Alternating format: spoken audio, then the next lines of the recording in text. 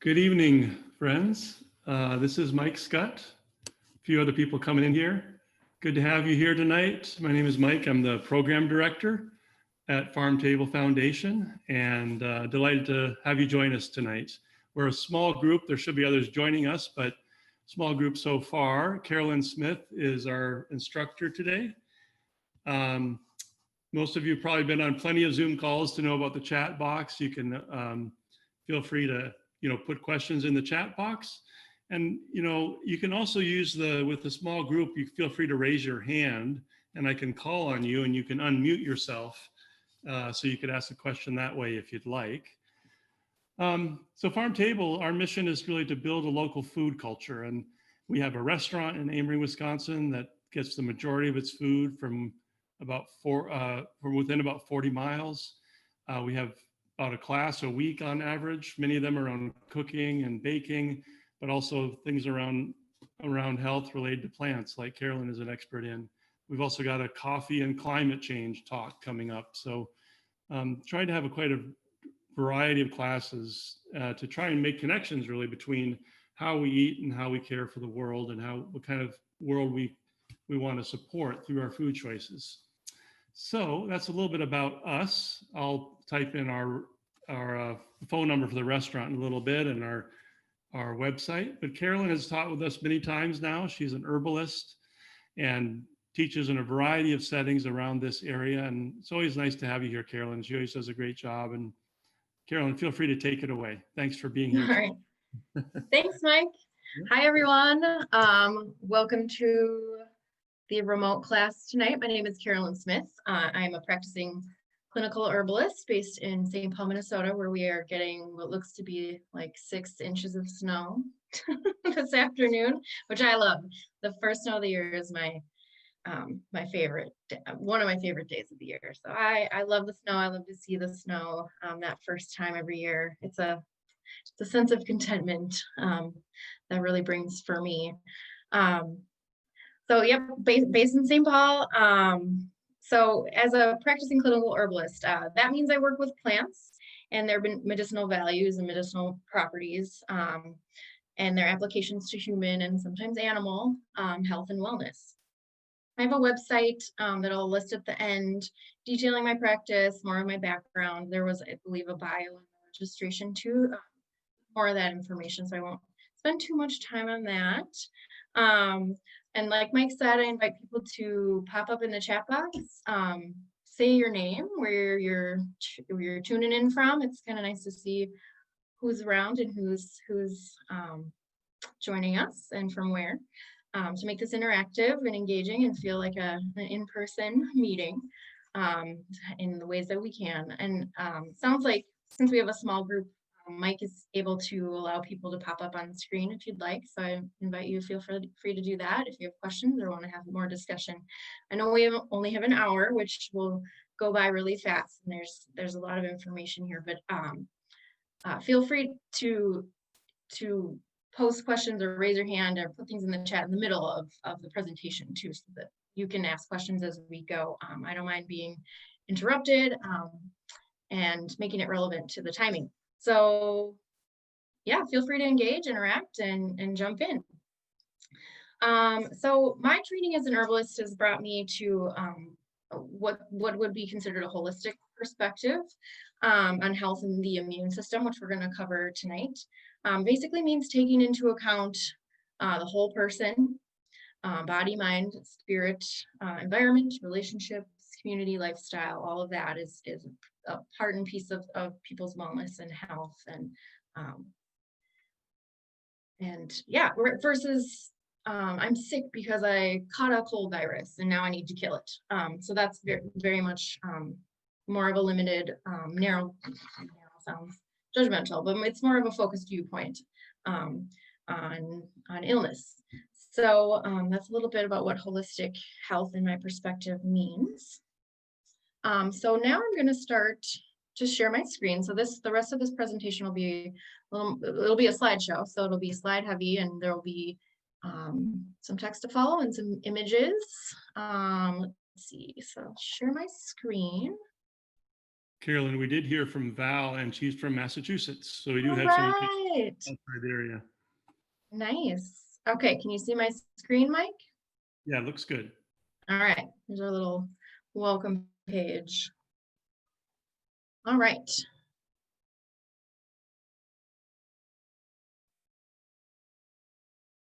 Okay, so a little summary of what we'll cover for our hour is we'll go over the definition of health first, just very briefly, but you know, you'll be surprised to see there's a lot more variation than you might think. It's not a solid definition there.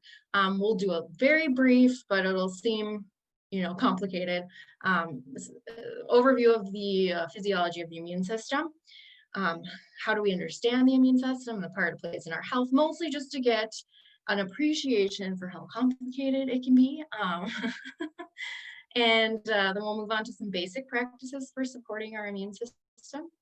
And we'll move on to classifying herbal actions as they can affect and support the immune system. And that breaks down to immunostimulants, immunomodulators, antimicrobials. And then we will look at some plants. Okay, so health. And this will be fun, like an interactive thing too. Pop up in the chat. Take, you know, 30 seconds to think about this while I'm running through some definitions here, what your definition of health is. Webster's dictionary defines it as a condition of being sound in body, mind, or spirit. So there's a soundness there, especially freedom from physical disease or pain. General condition of the body, a condition in which someone or something is thriving or doing well. So well-being is in there. Or a general condition or state. So we can talk about as a metaphor, like health of the economy.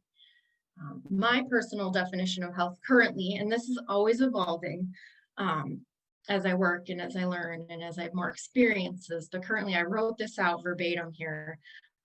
Health is a state in which the body can maintain its most prime and fortified position to operate as it was built to do, including resilience and abilities to deal with illness and pain as is possible. So that's referring to my current definition of the body as being able to have its own health and being built to stabilize and maintain that. This point in the maintenance of this state will vary with each individual circumstance and includes all levels of physical, emotional, mental, and spiritual.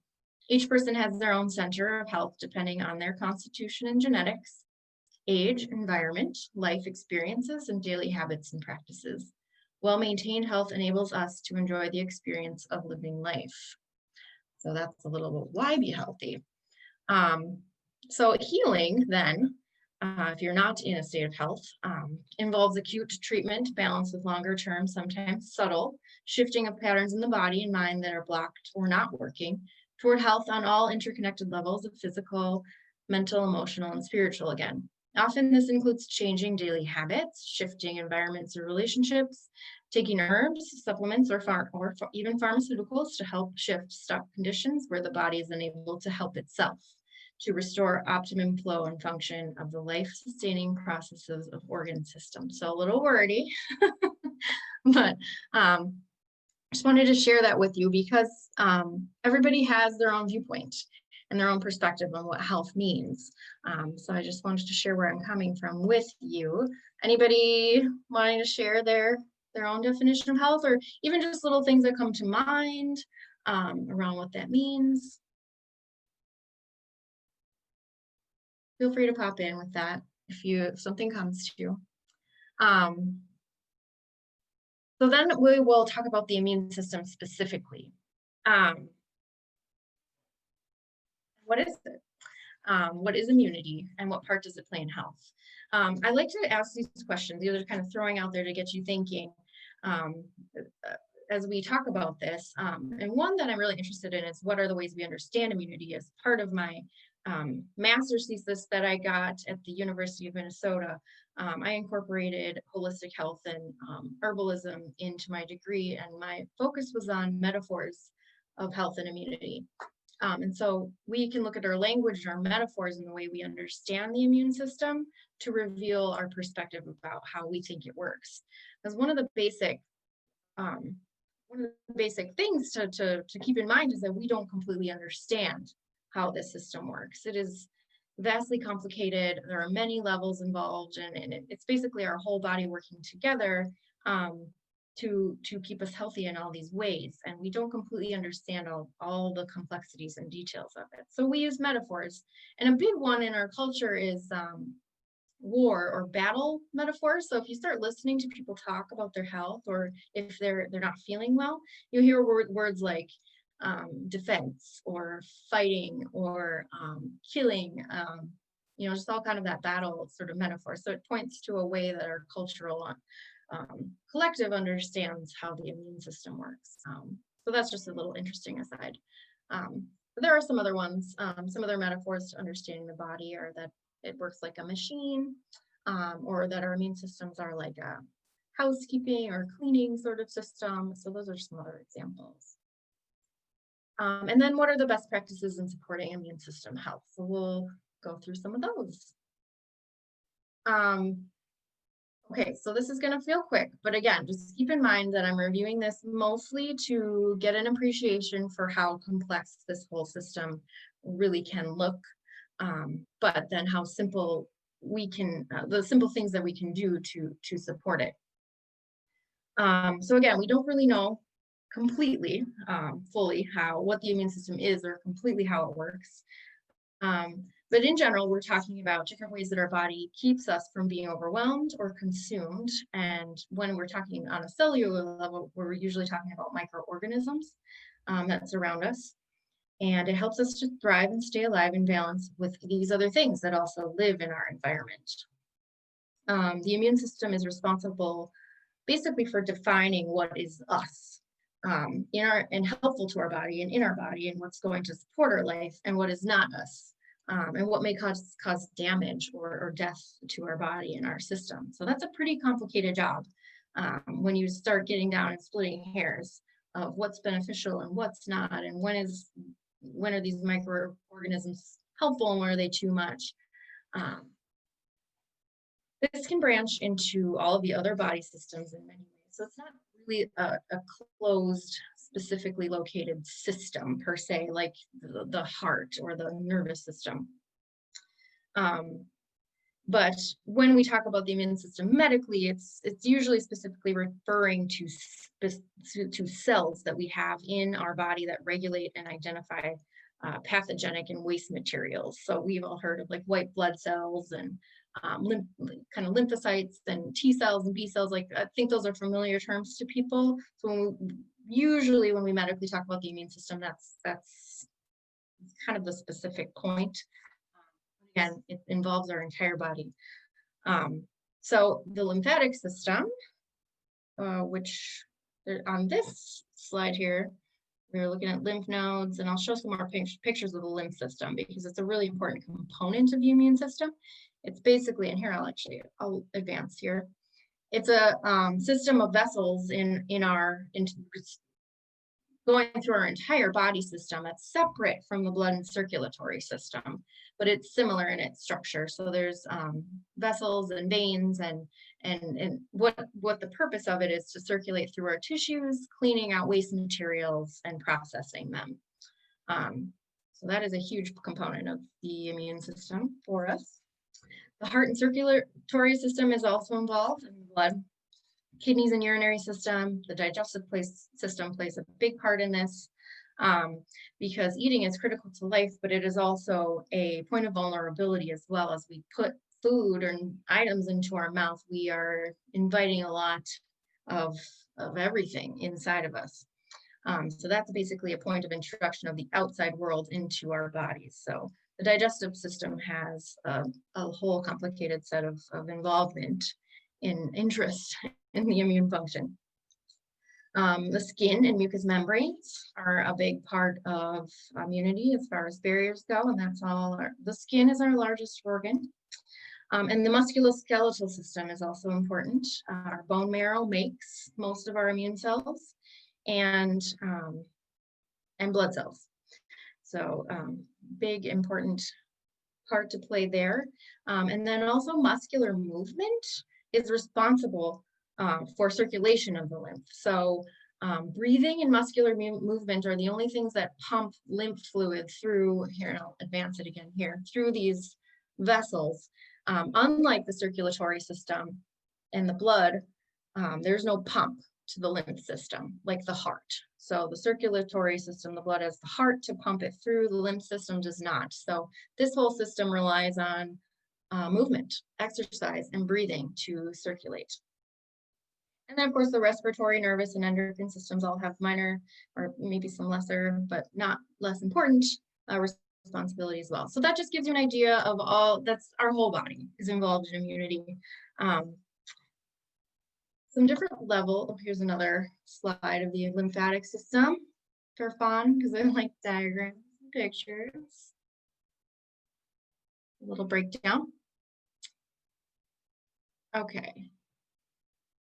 So different levels of the immune system, and I'll breeze a little bit through this, but get as complicated as you want if you want to read through. There's an innate immunity. So not yet talking about this slide, but just to differentiate, innate immunity means, oh, it is on the left here. Innate immunity is includes things like barriers, our skin, the mucous membranes, and it also involves things like fever, coughing, things that our body innately knows how to do. Fever is an important component of the immune system. It heats up when our body doesn't want certain bacteria or things that can't survive in heat to leave. Coughing, which is ejecting materials that we don't want. There's enzymes in tears and skin oil, stomach acids, inflammation. So all those things are involved in innate immunity and are important pieces of it. And this can sometimes include or be called passive immunity, which is considered to be inherited. So you can inherit immunity from your mother as an infant, which lasts for a little while in the beginning of your life. And then passive immunity also is labeled for if you have like a transplant, some kind of like a tissue transplants or things like that that contain immunity that's not yours. Adaptive immunity on the right here, our immune system has the ability to learn. So all these specialized cells, again, we've heard of white blood cells, B cells, T cells. These things are all capable of learning, basically from experience, what has come in the body, what hasn't caused a problem and what has, and will adapt and evolve and develop more of a capacity to deal with these things in the future should you encounter them again. So that's adaptive immunity. There's a lot of intelligence in that. So that includes also antibodies, interferons, complement proteins. There's some words involved in that process. Another little diagram, if we will. We won't, again, go too deep into this, but just get that idea that this can be a very complicated process. The way that this all can work and is studied and observed to work. So what these cells are responsible for is cleaning out waste materials and cleaning out things that are potentially called pathogens that are going to cause problems for our body. And they have a lot of ways of identifying and engulfing or destroying things that don't belong and passing them through. And this includes some of our own cells sometimes, like in the case of cancer, or even just waste material in the body. Okay, so let's see. I'm going to show a quick little clip. This is 4 minutes. You won't hear the sound, so I'll narrate you through a little bit, but it's just really interesting to watch these cells and again, get that appreciation for how amazing these processes are, how amazing our bodies are. So these are red blood cells distributing oxygen. This is a lymphocyte, which is part of the immune system. So it has to travel in between cells in the lymphatic fluid.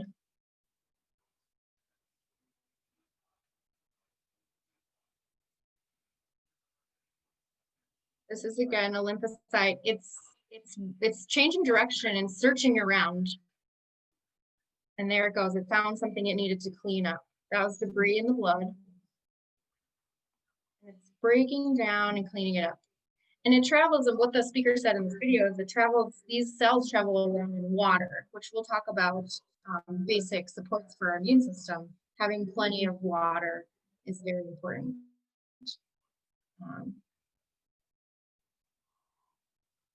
So the cells will basically surround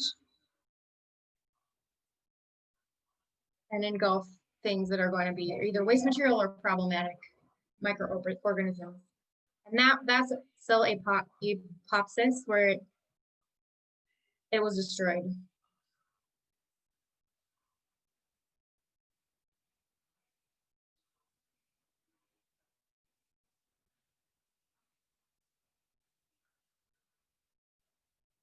So we have trillions of cells in the body, and they're constantly cleaning and rebuilding and regenerating and dying, and what they rebuild with are the nutrition of the food that we eat all the time. So that's the reason that it's important to eat nutritious food. This is cell division.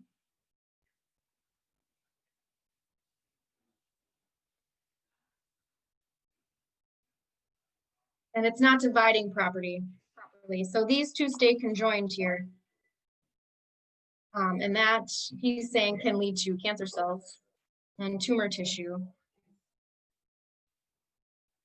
So if there's any stress on this system or these processes, there's a lot that can go wrong. If there's stress in your life, mentally, emotionally, if there's stress on your system, if you don't have all the nutrients you need. So this is a lymphocyte trying to get in to a cancer cell. And it keeps trying, and this narrator's talking about it needing the strength to get through. And there it was able to get through.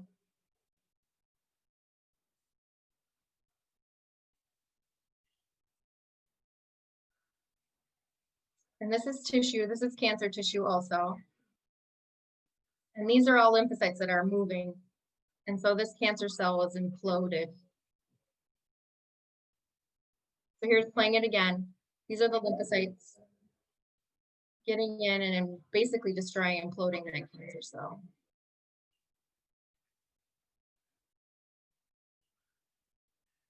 And a big thing that impacts the immune system that's being said here is stress. It's important to drink a lot of water so they can swim around. Rest is important. So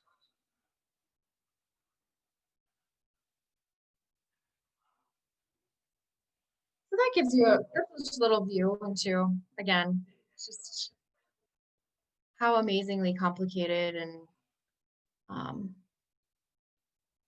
these little microscopic things that are going on inside of our body all the time that we don't have to think about or worry about or necessarily understand, but we need to do our part in keeping it all in working order with all the things that our body needs to do all these wonderful, complicated processes. So I would be a terrible herbalist if I sat here for an hour and told you all you needed for a healthy immune system are herbs, because that is not entirely true. Really, the basic practices for a healthy immune system are good common sense and taking care of yourself. And the lifestyle habits really are key before you go to extra supports. So sleep, sleep, sleep. I can't emphasize enough how important sleep is for your health and for the support of your immune system. And most Americans do not get enough sleep or rest. And everyone's kind of got their area of time that's good for them, but definitely I emphasize that. Not that it's more important than any of these things. It just seems like it's a very basic one that can lead to deficiencies and problems in all the rest of these. When you don't have enough sleep, you're usually making poor choices or not having enough energy to take care of yourself in other ways. Nutrition and absorption is very important. We want to be eating healthy fats and proteins, colorful fruits and vegetables, whole grains, and a healthy gut and digestion is primary for health and nutrient absorption and immune system health. So we want good beneficial bacteria, probiotics, and a healthy gut microbiome there. Hydration, so plenty of water. Stress and fear I added in there. But stress management is very important for the health of our system.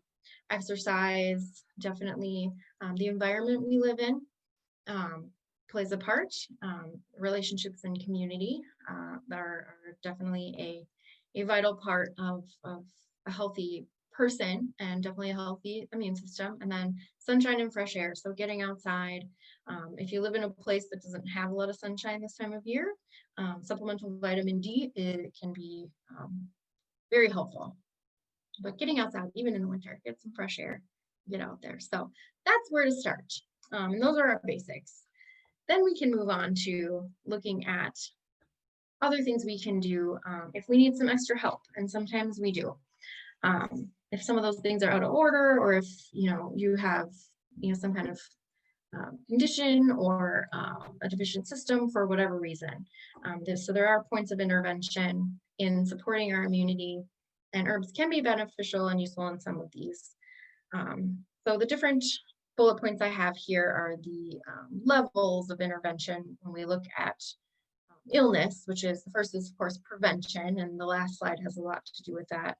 And just in our current events right now, we talk about preventing infection. So that is part of prevention too, but also supporting your immune system is part of prevention. Then you move on to onset of illness when you start to feel sick. And then after illness, convalescence and recovery are three areas where herbs can be maybe a little more useful. And so in between onset of illness and recovery is usually, you got to be a little more careful with monitoring and have some common sense where medical attention might be needed. So after onset, we're going into severe acute system disruption and full immune response. So that's when you're really sick and your body's doing everything it can to get rid of what's overcoming it. And then following that, there can be chronic and lingering illness. So herbs can be helpful sometimes in these cases, but you may need to escalate to medical attention, and also just as a note into these levels. Okay, so when we move on to supplementation, additional support with herbal medicine in the immune system, I'm just going to point out three classes of immune support, and these can also apply to pharmaceuticals. There's immunostimulants. These tend to be fast-acting. They generally stimulate what we think of as like the white blood cells, or modulating the communication between them, enhancing the ability of these cells to function. These you generally don't want to use too long or too long term. They might be aggravating for some people. They're best taken at onset of symptoms when first exposed to illness. Many of these are also considered antimicrobials, which we'll talk about. And in theory, the slight potential exists with immunostimulants to increase autoimmunity, which is a whole different subject, but just a note. Though this is generally an exception, it is something to be aware of. Immunomodulators are or tonics. They're usually a little milder, nutritive and balancing rather than stimulating. They tend to be slower acting with more of a prolonged effect. They can be taken daily in general, regularly over long term, to help with a variety of aspects in immune strength. A lot of times they're regulating things like stress level, or helping you sleep, or energy. These can usually be beneficial in autoimmune conditions since they're regulating, and an autoimmune disorder is an overactive immune system. Many of these are also adaptogens, which are helping the body cope with stress, or antioxidants, which also help the body cope with physical oxidative stress. And antimicrobials, which is what they sound like. It's an agent that kills microorganisms, and so that is an approach to health, in that sometimes there are things that just need to be out, not in our body, and need to be gotten rid of. And those can be classified more specifically into which type of organisms they deal with, such as antibacterial, antifungal, antiviral, etc. And just a note, I'm not against antibiotics or Western medicine. It's just that, if you can start more subtle and gentle, you go through those routes first, and then the antibiotics are there when you need them, if your system is really just so overwhelmed that it can't. Okay. Okay, before I move on to the herbs, just one disclaimer. So I'm an herbalist, but there's no licensure in the United States to basically practice medicine as an herbalist. So I do not have a license as a healthcare provider. So I'm not legally authorized to speak on things like curing, diagnosing, treatment, that type of thing with these remedies. So the statements I make are educational, and I'm sharing them for that purpose with you to educate you on the plants. And herbs that are regulated commercially, so if you buy them, they're regulated as supplements, not drugs. So the same thing with that. These products can't make claims about treating, diagnosing, curing. So usually the language you'll see on labels, if you purchase these things, are going to talk about system support and that type of thing. So that you'll hear that being the language I use with these things as well. It's around supporting a system of the body for optimal function and assisting in regaining balance for the body in these types of ways. Just a note on that. I also like to point out different herbs work differently for different people. So the things that I'm going to list in here, they in general could be helpful for something for someone and maybe not for someone else. So it's all about trying things and listening to your body and what works for you, trusting yourself and your own body's reaction. So always listen to those cues that tell you what's right for you. Take your experiences first, always, and as you try these things for yourself. And this is just a place to start with some information. Taking cautions and safety into consideration. Of course, I wouldn't just go putting everything in your body, but I'll point out the ones that you might need to be aware of. But see how your body responds. Everybody's different. And let's see. I am going through all these plants in a categorical manner, speaking to their immune system benefits, but I do also want to add that none of these plants are used only in this way. They all have multi-layered actions and a large variety of other uses.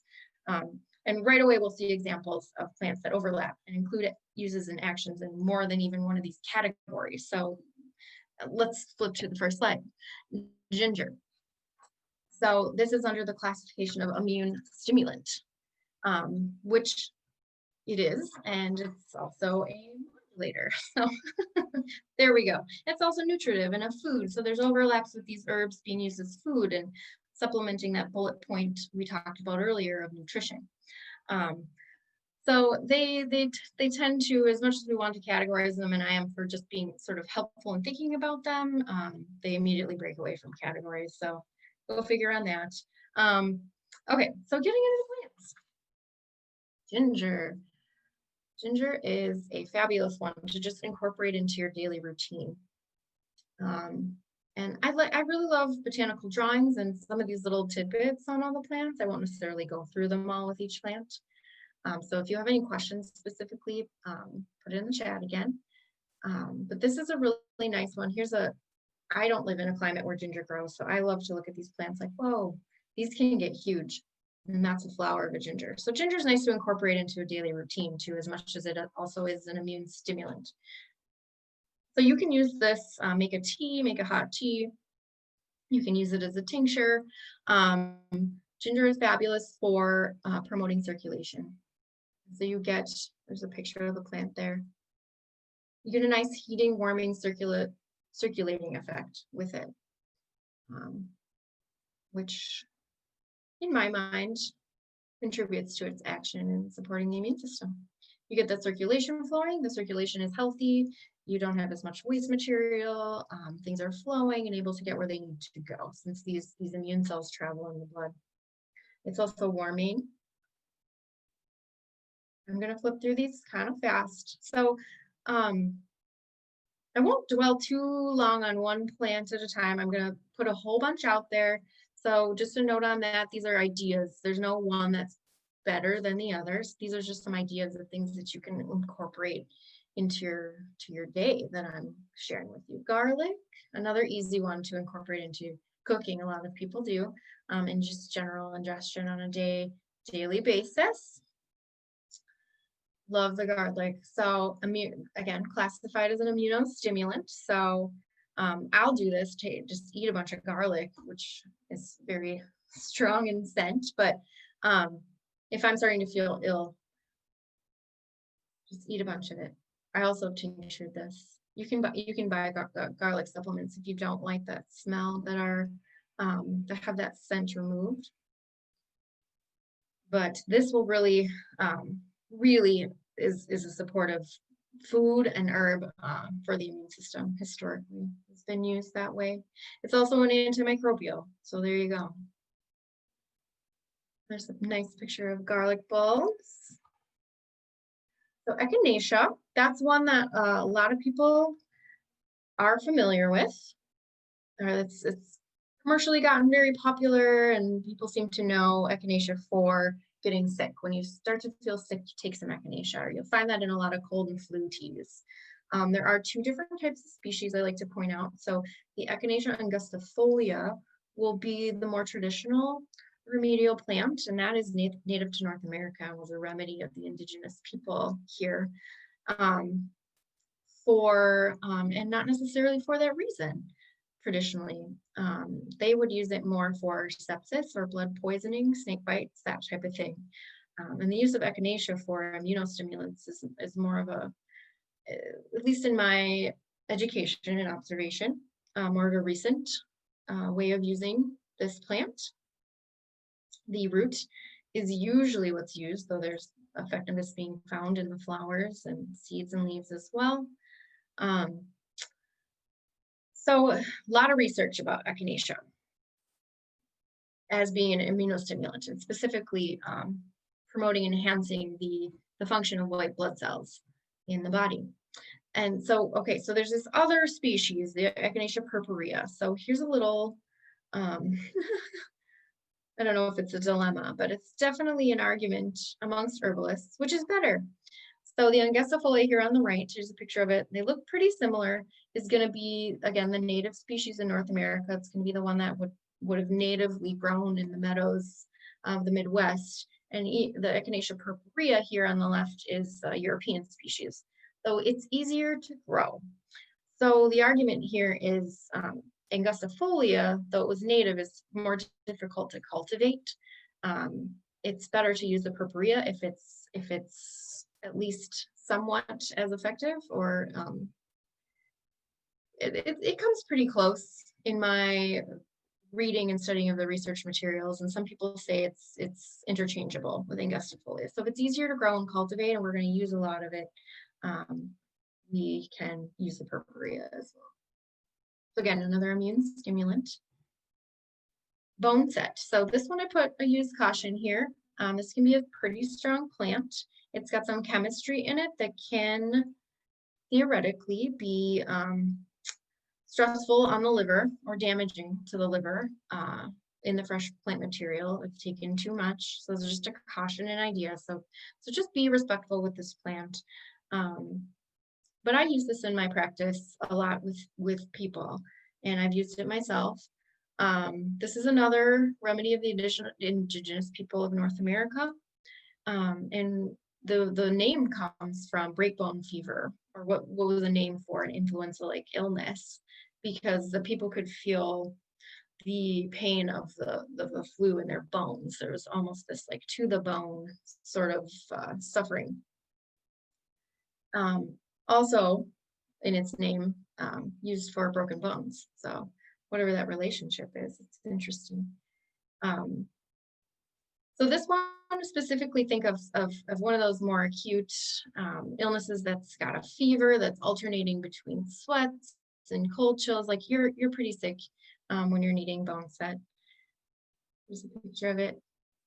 Wild growing. So Eupatorium, here's back to the name, Eupatorium perfoliatum, refers to this leaf structure here.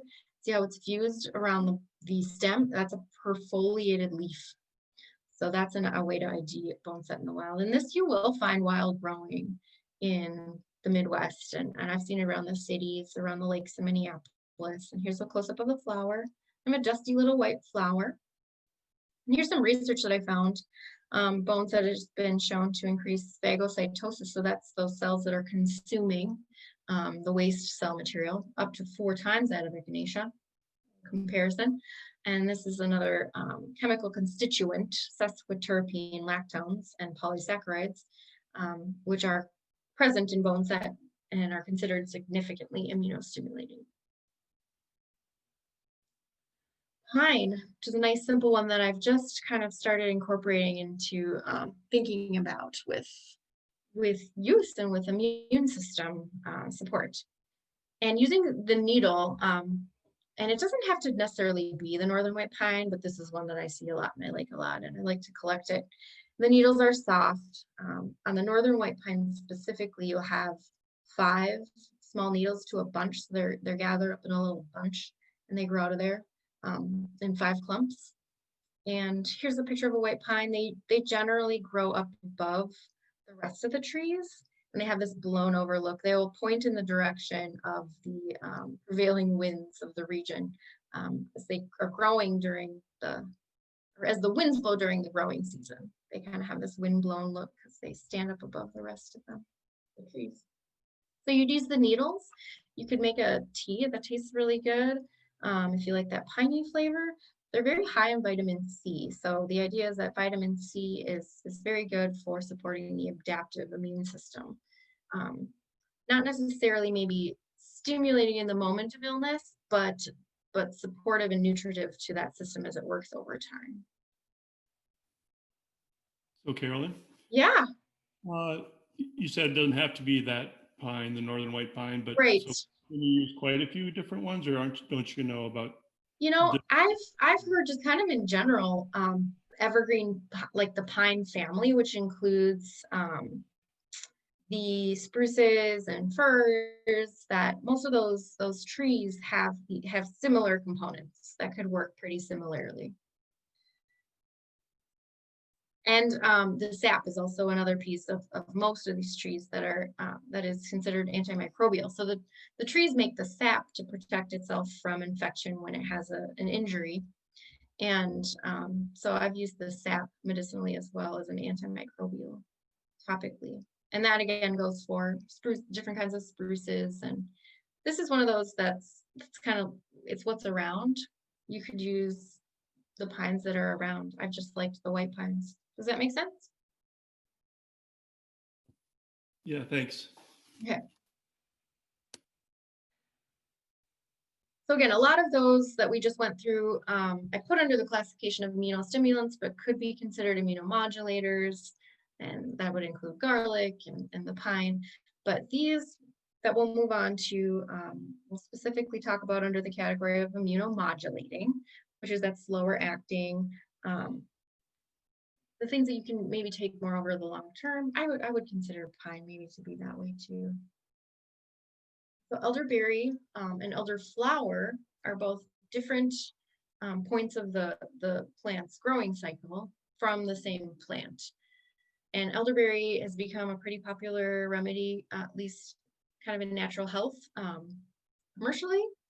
And Sambucus nigra is the black elderberry. So there's a red elderberry that's out there in the wild. So this is a different species. So these two, let's see today. Okay, here's the flower, elderflower. There, it's a big shrub, kind of a bushy, almost tree size plant. There's a lot of research out there about this one too. And elderberry being specifically supportive in the immune system with viruses. So there's that. And it's delicious. There's syrups out there. This is one of those forms that can be easily given to kids. It's gentle. I wouldn't necessarily consider it like an edible, like you'd grab handfuls of it like blueberries, but it's definitely a very gentle, mild herbal supplement in that form.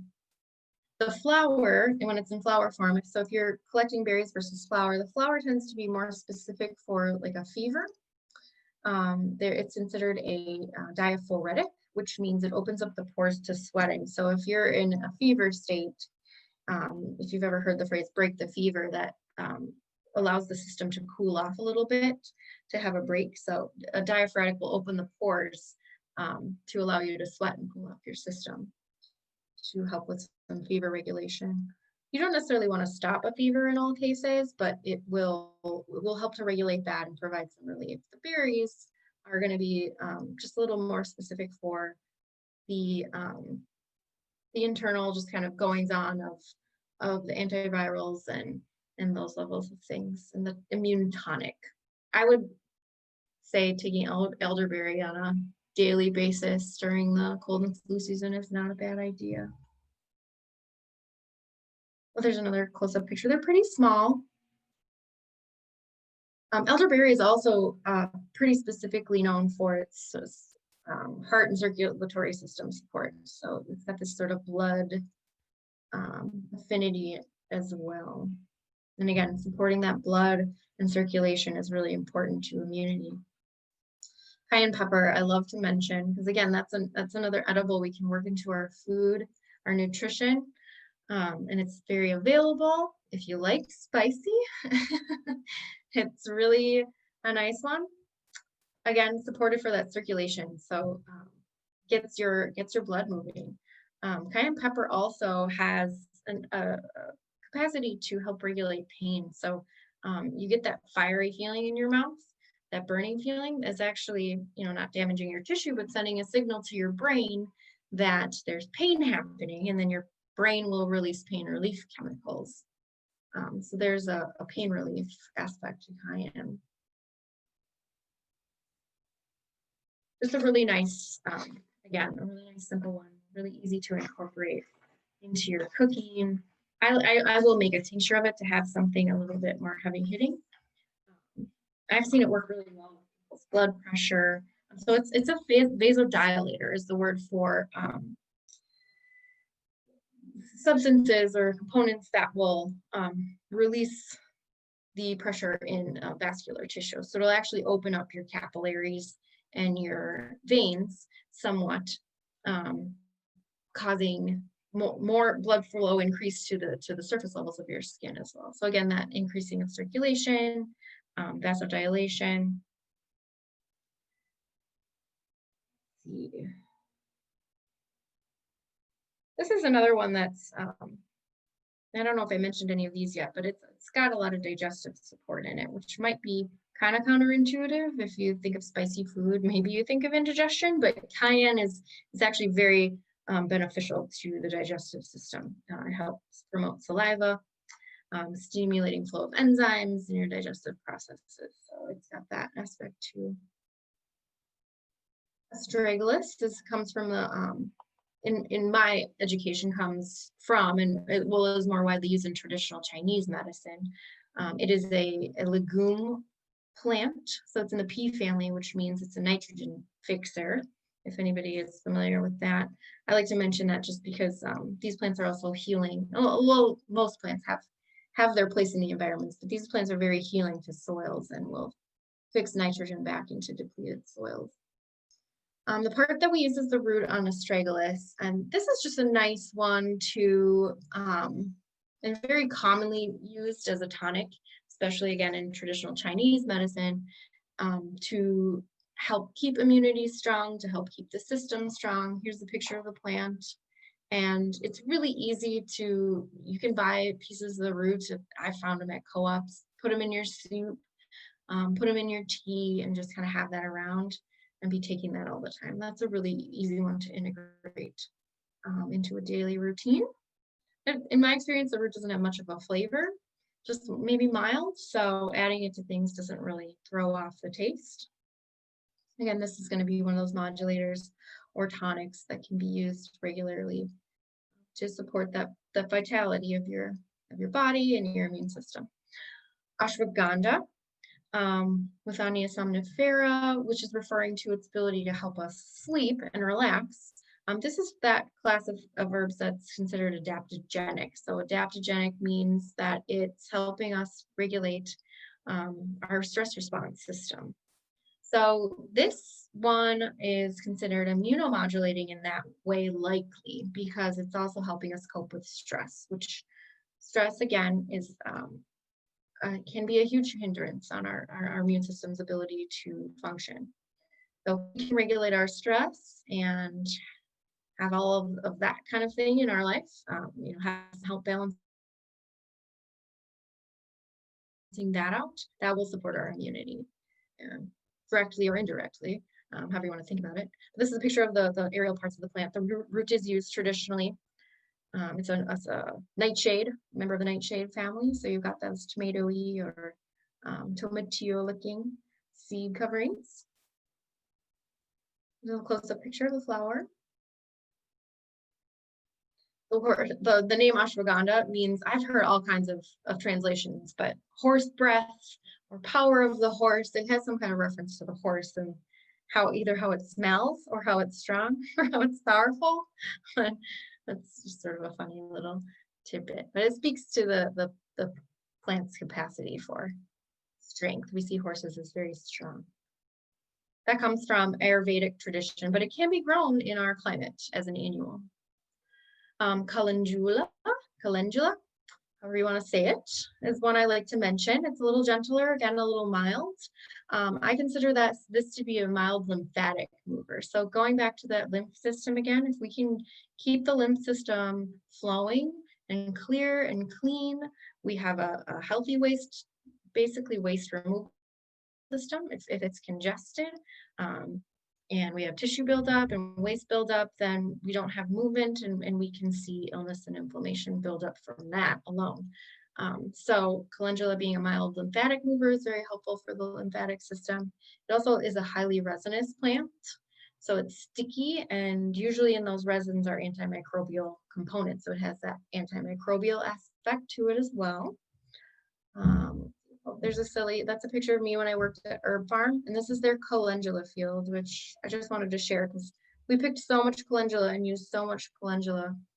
They use so much calendula in their products. It's very popular for topical use as well, but they're just so sunny and happy, and I spent a lot of time with the calendula. Some close-ups of the flower. Just some additional lymph movers, because again, lymph can be so important, and these are around and people can find them. Trifolium pratense, or red clover here. Beautiful, gentle, mild lymphatic system support. Red root, or Cyanthus americanus. Picture of the plant here. Generally, the roots used. That one can be a little stronger. Galium aperine here at the bottom, otherwise known as cleavers, can be very helpful in cleaning out and helping to support removal of waste to the immune system. Phytolacca Dichondra here on the bottom right, or pokeweed. So that one is another one like the boneset to use caution with, but can be very effective in helping the lymphatic system flow and be cleaned out.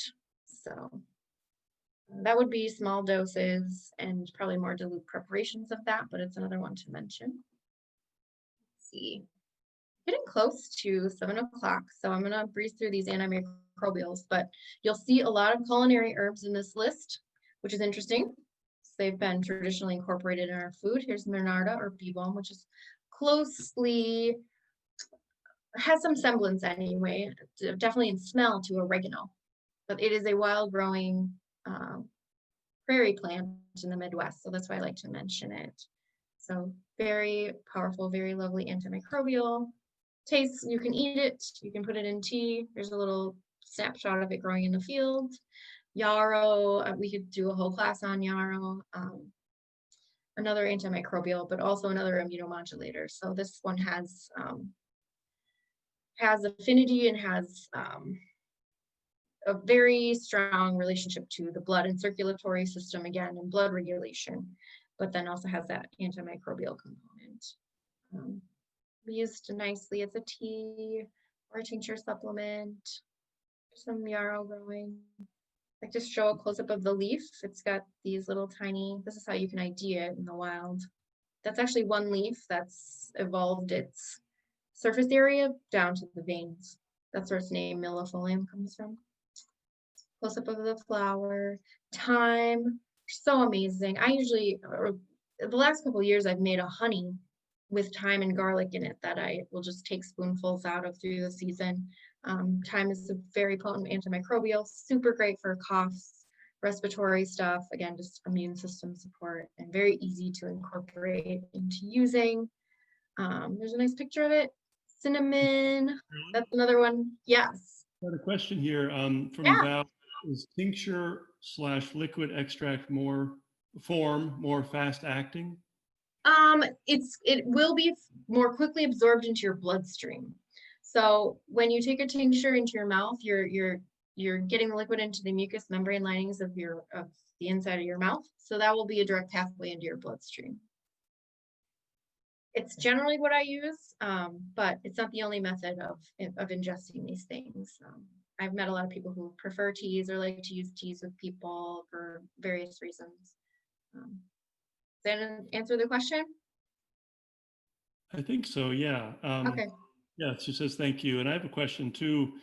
I guess people could grow some of these or gather them Oh yeah. if they know what they're doing and then make their own, tea or tincture potentially. But yeah, I guess I'm curious, where would we find these products if we're interested in them? Sure. You could go to a health food store or co-op. You could probably find some form of tincture or capsule supplement if you prefer that kind of thing, or cooking with these herbs fresh. Some of the ones that we've mentioned that are foods or flavorings to foods, and integrate them, incorporate them into your meals. And you can find them in your cupboard. But yeah, if you are interested in tinctures, Herb Farm, PHARM, you can order them online. There's a lot of really great herb companies. Yeah, co-ops, health food stores, Whole Foods, those kinds of places. We usually have them in their supplement section. Great. Yeah, I guess I should also mention that Farm Table has some of Red Clover Herbal Yes. Apothecaries items. Mm-hmm. I'll type that name into the chat box, but Yeah. Nancy Graydon, Carolyn's worked with Nancy before, and we have her stuff. She lives just a few miles away, so I'll type that in too. Yes, and that's locally grown. Cinnamon won't be locally grown, but usually you can find it in your cupboard. And I think this is the last one. I got a few more. The cinnamon is nice. It's another warming, circulating. It's also mucilaginous, which means it's moistening to the mucous membranes, and soothing to those tissues. Another easy one to incorporate into your food. A lot of things to say about cinnamon. So cinnamon comes from the bark of a tree. I like to mention that too sometimes. People don't know that. And some more antimicrobial herbs. Again, these are going to be like our aromatic culinary herbs that are very comfortable to engage with, because most of the time people are familiar with them. Your common mints, which are also really calming. Again, that stress aspect. Oregano, which is related to that Monarda we talked about. Another very potent antimicrobial. Salvia officinalis, or sage. Sage gets its name from, it comes from being the healer of all things or something like that. Because people used it so much for their health. And rosemary. So those are some more powerful antimicrobial herbs to mention.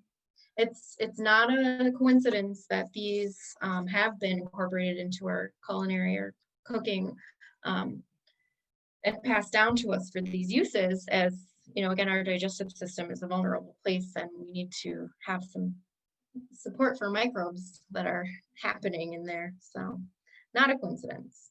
I can skip this unless we want to read through a little perspective on the wild ecosystem. But maybe let's take a few minutes looking at these plants, these lovely pictures, or I can just change my screen and see if we want to do some back and forth. How about with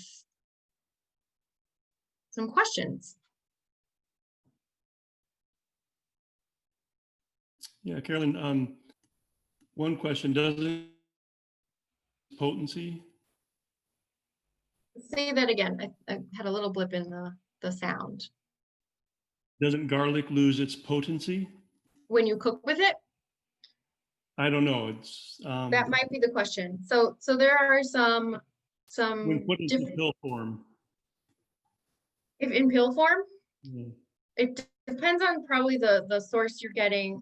There are companies that would argue that their garlic has, all the constituents you need for immune support, and they remove the smell without removing that. So I'm just kind of an advocate of using it fresh, putting it in your food. If you can stand it fresh, you do get some different constituents that do break down when you cook them or when you cook it. But if you can't stand it fresh, then cook with it. Use it how it's palatable to you and how you want to integrate it.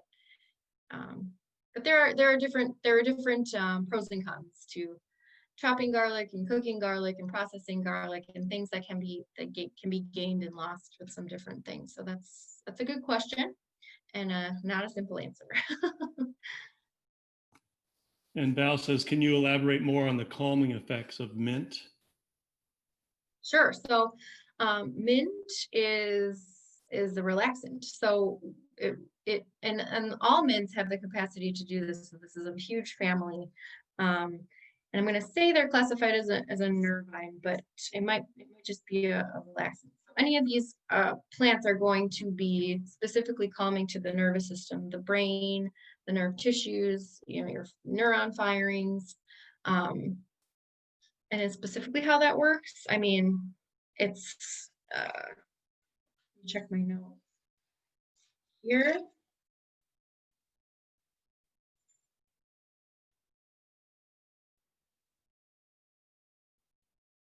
Yeah, other than being considered that and working on the nervous system, it's also cooling.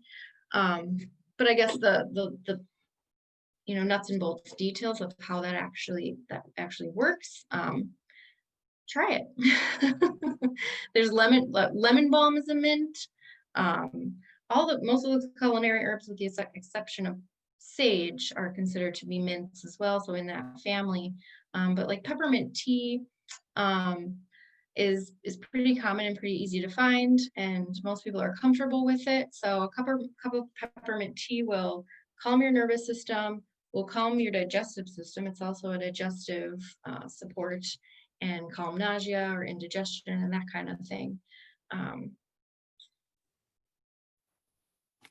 It also has a high antioxidant capacity. I'm looking at my notes here now. And it has a potential and capacity to break up phlegm and mucus if it's stuck and building up and too tight. It's relieving to a sore throat with its cooling effect, although mints have this sort of strange cooling and warming. If you've ever put like a really strong mint in your mouth, it kind of feels hot and cold at the same time. So there's this stimulating action that's happening with it at the same time that it's cooling and calming to the system. So those things can happen simultaneously, and that's an interesting capacity of mint. It also has that antimicrobial aspect, which is why it's in a lot of toothpaste. It's antimicrobial to the mouth for all the microbes and bacteria growing in our mouth. Carolyn, what's the best way to dry herbs?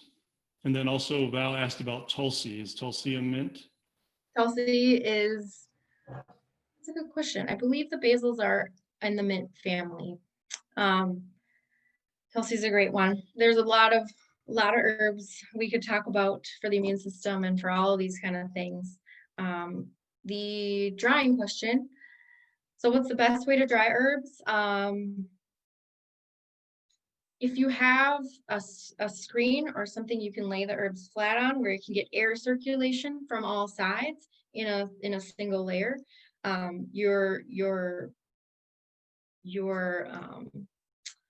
what you want to focus on with drying herbs is circulation. So making sure all the plant material has airflow to it, so you don't get plant material that builds up and starts to rot. So you want air access on all sides if possible. So you can lay flat on a screen that has airflow from the bottom and the top in a thin layer. You can also tie bundles that aren't too tight or too thick and hang them in a room. And usually herbs will dry in a couple days, depending on how humid it is. And you can test them by crunching them, making sure all the moisture is out. And sometimes herbs will rehydrate if there's a lot of humidity in the air. Although this time of year, if you're seeing the snow outside, usually colder air doesn't hold as much moisture, so you don't have the humidity issue with drying. Great. And how about some uses for sage? I have used it for headaches in the past, she says. Yeah. Sage is just one of those that would have a book of uses. So yeah, definitely that immune support and the antimicrobial thing. Let me see if I have my sage notes here.